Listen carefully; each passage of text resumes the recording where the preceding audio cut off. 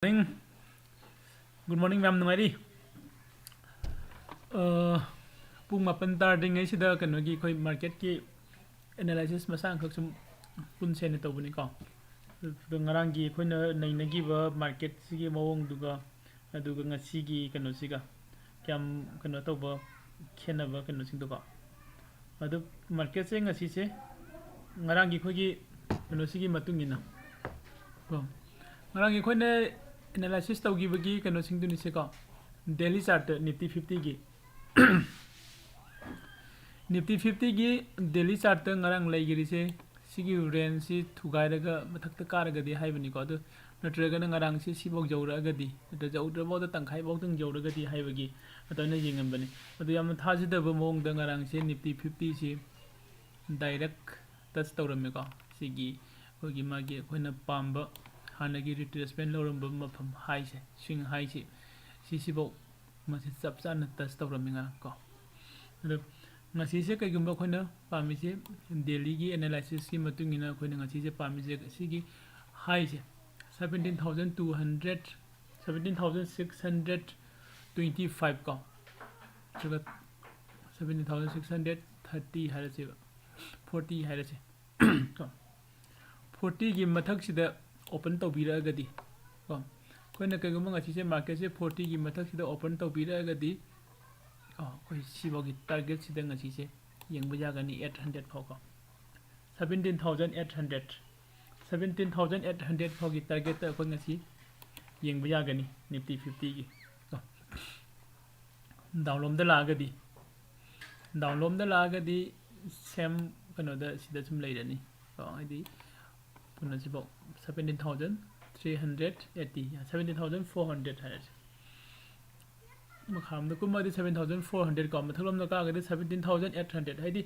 200 ki makha da 200 mathak da 200 hai ngasi se market se nungai ba ya bagi kano de lai ko move se fajana move lak ba ya bagi space fajana lai hai tare daily chart ki matungina ko me adu next da koi 1 hour ki chart jing si 1 hour ki chart se ngarang market se kadai de open tawro ki bero ngarang ki market se open tawro ki base khogi kano dagi ni ko ngarang ki market se open tawro ga khala ga adi am thaj da ba mawong da khoina last ki resistance sam thamgi ba mafam je si box ma touch tawgi ba ko resistance se touch tawgi adu first time touch tawre adu thugai na ba ju hona rame amuk tar e natra 1 hour ki chart amuk tara ga amuk su ka khale again ko thugai na ba ju hona ri hai bisi gi matung ina market se hojik se sidagi haga khragadi ko haga khragadi adum asagi somda 1 hour ki chart uri ba khogi sigi target se 1 day ki chart nga sa uri ba 17800 17800 ki target lakpa yabagi chances lei ga adu 17800 to joding 17500 soida khogi kanom leigani 17500 swagi range se swai sida koina koi kani tare resistance ko resistance masa amajum draw tawramba yai ko sidagi na ai masa ang gm ge ko mem sibo yengsi sidai resistance amal lakba yai ko extend to dot thong ge right okay smine lay ko hidi asi market se hagala ga ko duga swai jaga sida masa amsu pallakpa yabagi chance amsu lay ko sidagi hagala ga mana laktu se swai sida masa am pallakpa yai ko aduga next di sidani laktu se odo isam samna koina market se uplom da laga di khoi first target 17750 second target 17800 ko 1 hour gi kanogi matung ina ko china 1 hour gi time frame dani topa mana sisina koina daily time frame yai ko mem okay then 15 minutes ki time frame da jingas 15 minutes ki time frame da su same chap manana am thaj da ba mong da मथंग मथंग सिदा ngara khoi drawing ma'am तौरमी resistance मथंग मथंग लोइना थुगारगा काखलगा ख्वाइदगी top resistance का कोई ngarang gi oina last target thamgiba mafam dubo achieve tawe ka last target se achieve tawe aduga ngasi gi market ki jengsi harigadi hojik mane leiriba mafam se intraday gi khoina jeng ka da hojik mane leiriba mafam se yamna kogi kaino ni supply zone achobam lei ko sida supply zone ne adu sidagi tarakpa yabagi chances su lei ko market se sidagi mana gap up to open tawraga kagragadi okay kagragadi kadai bo ka giba yabano sagi khoina somda adu yengam sika 5 minutes tadi khara 15 minutes ko sang sat khare sat se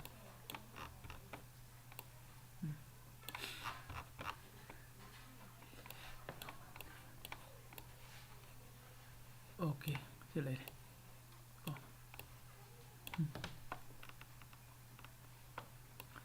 sida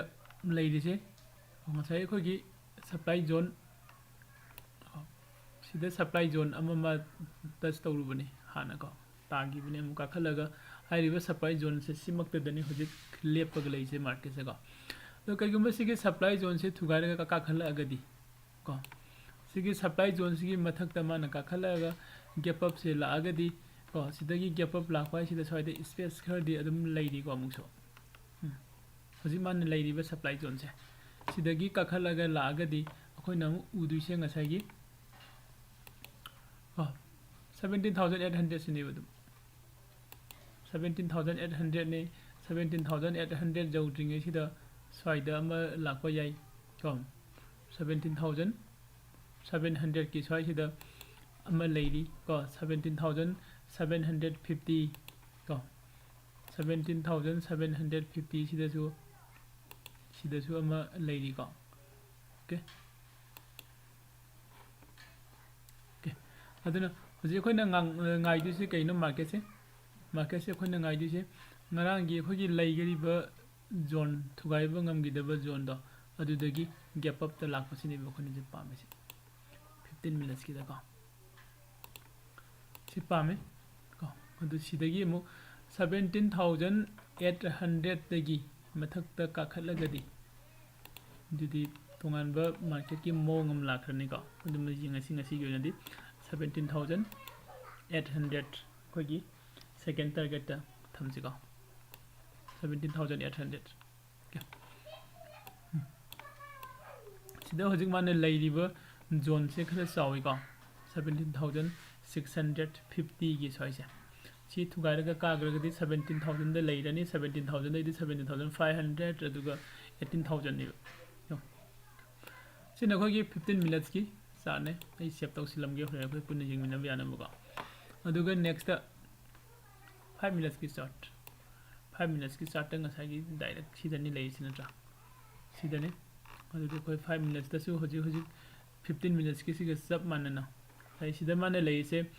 supply zone asoba ma lei ri se mayam copy ba yade ko up trend da ngasi market yeng ba ya adugo alert lei ge da bani sai sana kai gino hari gadi supply zone se sida first time test tawre ngamda dan tagre second time ni man test tawre se ko makharom da hide gi ba yabagi chances sam wangna lei ko ngasi okay ado khoi sida ka gi ba ya gi bagi mong se samana re ngasai gi tunya som da gi 18,000 du ne dum ko haidi 17,800 adu da leire adu go same marak si yamna with the market se move se yamna phajana sat pase ngam do basu mandari ko uplom da ndo yinga si mem just koina dum jeng ka ngasai gi 15 minutes ki target ki doina chawrak pam sida kanom di thamjilam ba yai ka su thamjilam se koina koi nungai na ba sida ina sai bo musang gak thamge 70,500 kano sai da 50 sai da 70,750 sai da ka okay aduga koi gi second target ti sida oigadam ne lagi sida 18 sida 17,800 sida ka ꯑꯗꯨ ꯁꯤꯗꯒꯤ move ꯂꯥꯛꯄ ꯍꯥꯏꯁꯦ ꯁꯤ ꯀꯦꯟꯗꯜꯁꯤꯕꯨꯗꯤ ꯄꯨꯔꯥ clean ꯑꯣꯏꯔꯦ ꯑꯗꯨꯕꯨ ꯁꯣꯝꯗ ꯚꯣꯂꯨꯝꯁꯦ ꯌꯥꯝ ꯆꯥꯎꯅ ꯇ꯭ꯔꯦꯠ ꯇꯧꯈꯤꯕ ꯑꯃꯁꯨ ꯂꯩꯔꯤꯀꯣ ꯁꯤꯒꯤ ꯌꯦꯡꯉꯀꯥꯟꯗ ꯑꯞ ꯇ꯭ꯔꯦꯟꯁꯦ ꯂꯥꯛꯑꯒꯁꯨ ꯀꯣ ꯌꯦꯡꯁꯦ ꯀꯃꯥꯏꯅ ꯂꯥꯛꯄꯅꯣꯅ 5 ꯃꯤꯅꯠꯁꯀꯤ ꯆꯥꯔꯠꯀꯤ ꯃꯇꯨꯡ ꯏꯟꯅ ꯀꯣ ꯑꯣꯀꯦ ꯑꯩ ꯁꯤꯃꯁꯨ ꯁꯦꯞ ꯇꯧꯁꯤꯜꯂꯝꯃꯒꯦ ꯍꯣꯔꯦꯟ ꯑꯩꯈꯣꯏ ꯃꯌꯥꯝ ꯄꯨꯟꯅ ꯑꯃꯨꯛ ꯌꯦꯡꯃꯤꯟꯅꯕ ꯌꯥꯅꯕ ꯁꯤꯅ ꯂꯩꯔꯤꯁꯦꯀꯣ ꯑꯗꯨ ꯃꯥꯔꯀꯦꯠꯁꯦ ꯍꯧꯖꯤꯛꯁꯦ ꯑꯩ ꯑꯃꯨꯛꯀꯁꯨ ꯍꯟꯅ ꯁꯨꯝ ꯍꯥꯏꯔꯝꯒꯦ ꯉꯁꯥꯏꯒꯤ ꯍꯧꯖꯤꯛ ꯃꯥꯅ ꯂꯩꯔꯤꯕ ꯖꯣꯟꯁꯦ ꯁꯄ꯭ꯂꯥꯏ ꯖꯣꯟ ꯌꯥꯝꯅ ꯃꯑꯣꯡ ꯇꯥꯕ ꯌꯥꯝꯅ ꯆꯥꯎꯕ ꯁꯄ꯭ꯂꯥꯏ ꯖꯣꯟ ꯑꯃꯗ ꯂꯩꯔꯤꯀꯣ ꯃꯥꯔꯀꯦꯠꯁꯦ ꯃꯈꯥꯔꯣꯝꯗ ꯇꯥꯔꯛꯄ ꯌꯥꯕꯒꯤ ꯆꯥꯟꯁꯦꯁꯁꯨ ꯑꯩꯈꯣꯏ ꯎꯕ ꯐꯪꯉꯤ ꯍꯥꯏꯔꯤꯕ ꯁꯄ꯭ꯂꯥꯏ ꯖꯣꯟꯁꯤꯗꯒꯤ ꯕ꯭ꯔꯤꯛ ꯀꯣ ꯒꯦꯞ ꯑꯞ ꯆꯠꯈ꯭ꯔꯒꯗꯤ ꯑꯣꯀꯦ ꯃꯊꯛꯂꯣꯝꯗ ꯑꯩꯈꯣꯏ ꯌꯦꯡꯕ ꯌꯥꯕꯒꯤ ꯆꯥꯟꯁ ꯂꯩꯒꯅꯤ ꯁꯤꯗ ꯒꯦꯞ ꯑꯞ ꯆꯠꯇꯗꯅ ꯁꯤꯒꯤ ꯃꯅꯨꯡꯁꯤꯗ ꯑꯣꯄꯟ ꯇꯧꯔꯒ ꯃꯈꯥꯁꯤꯗ ꯑꯣꯄꯟ ꯇꯧꯔꯛꯑꯒꯗꯤ ꯃꯈꯥꯔꯣꯝꯗ ꯌꯦꯡꯁꯦ ꯀꯣ ꯃꯥꯔꯀꯦꯠꯁꯦ ꯃꯈꯥꯔꯣꯝꯗ ꯌꯦꯡꯁꯦ ꯑꯗꯨꯒ ꯑꯩꯈꯣꯏꯒꯤ MACD ꯗꯥꯏꯕꯔꯖꯦꯟꯁ ꯀꯣ MACDꯒꯤ ꯗꯥꯏꯕꯔꯖꯦꯟꯁꯀꯤ ꯃꯇꯨꯡ ꯏꯟꯅꯁꯨ ꯍꯧꯖꯤꯛꯁꯦ ꯃꯥꯔꯀꯦꯠꯁꯦ ꯉꯔꯥꯡꯗꯒꯤ ꯍꯧꯔꯛꯑꯒ ꯃꯥꯔꯀꯦꯠꯁꯦ ꯀꯣ ꯉꯔꯥꯡꯗꯒꯤ ꯑꯗꯨꯝ ꯃꯣꯔꯅꯤꯡꯒꯤꯗꯒꯤ ꯁꯦꯁꯟꯗꯒꯤ ꯍꯧꯔꯛꯑꯒ ꯅꯦꯒꯦꯇꯤꯞ ꯗꯥꯏꯕꯔꯖꯦꯟꯁꯇ ꯄꯤꯔꯤꯕ ꯃꯥꯔꯀꯦꯠꯁꯦ MACDꯅ ꯅꯦꯒꯦꯇꯤꯞ ꯗꯥꯏꯕꯔꯖꯦꯟꯁꯇ ꯂꯥꯛꯄ ꯍꯥꯏꯁꯦ ꯃꯤꯟꯁ ꯃꯥꯁꯦ ꯃꯥꯔꯀꯦꯠꯁꯦ ꯀꯩꯗꯧꯕꯅꯣ ꯗꯥꯎꯟꯂꯣꯝꯗ ꯂꯥꯛꯄꯒꯤ ꯌꯥꯕꯒꯤ ꯀꯩꯅꯣꯁꯦ ꯂꯩ ꯍꯥꯏꯅ ꯍꯥꯏꯕꯅꯦꯕꯀꯣ ꯑꯗꯣ ꯑꯩꯈꯣꯏ ꯌꯦꯡꯃꯤꯟꯅꯔꯁꯤ ꯀꯣ ꯁ꯭ꯋꯥꯏꯗ ꯂꯣꯏꯁꯤꯜꯂꯒꯦ ꯑꯗꯨꯒ ꯑꯩ ꯀꯩꯅꯣꯒꯤ